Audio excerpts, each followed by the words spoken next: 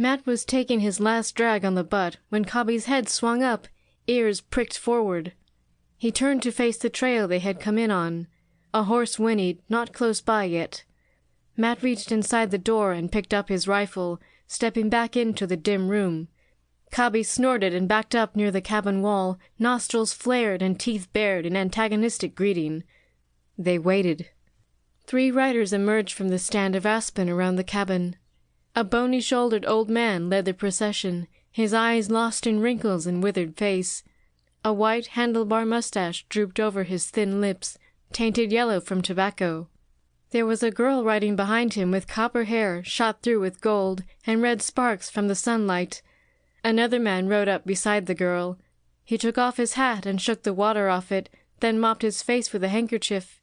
He leaned toward the girl and said something to her.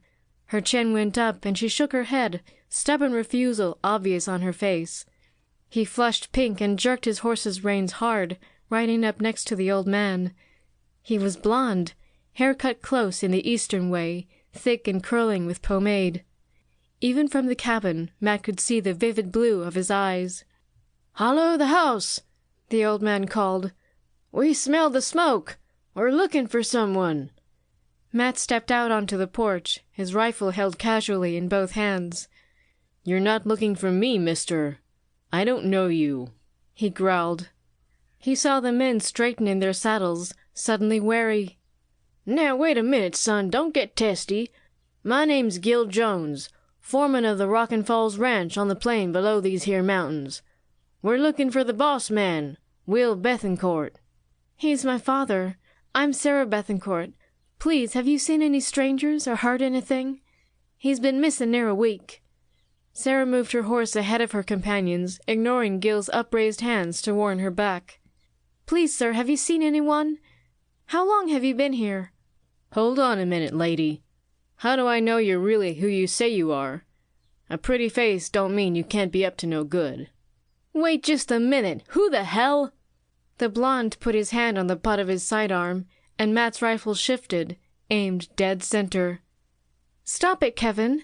The man is right. He doesn't know who we are. Here, look here." Sarah reached inside the collar of her shirt and pulled out a locket dangling from a silver chain. She lifted it over her head, anxious hands fumbling her first attempts to get it untangled from the long copper braid. "Here, look inside. There's a picture of me, my father, and mother." "Toss it over here," Matt demanded. He caught the locket out of the air with his left hand and stepped back inside the cabin.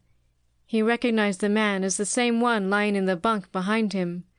The hair was darker, but the cut and heavy mustache were the same. Sarah was a little girl posing between him and a thin, fragile-looking woman. Obviously, Sarah took after the woman in looks. Matt closed the locket and stepped outside. "Miss Bethencourt, your father's inside." "Thank you."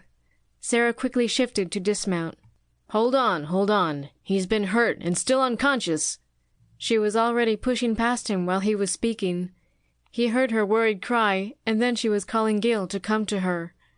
Matt stepped aside as the 2 men stepped down from their horses and rushed the cabin. He followed, rifle trained on their backs. While the trio hovered over the bunk, Matt pushed the shutter back, letting in more light, and waited for their next move. "That's a bullet wound, Miss Sarah, and looks like he's been bashed about the head, too." While Gil and Sarah were examining the wounds and black bruises, the one called Kevin turned to Matt, his hand once more sliding to his holstered gun. Mr. Bethencourt was carrying a lot of money. Just where did you say—" "I didn't say," snapped Matt. "Whatever he had on him is still on him. I'm no thief." "Kevin, Dad's money belt is right here." "What?" The blonde's face was blank with shock. He stared at Matt in disbelief, his face once again rosy. "Well, damn, mister. I don't know what to say.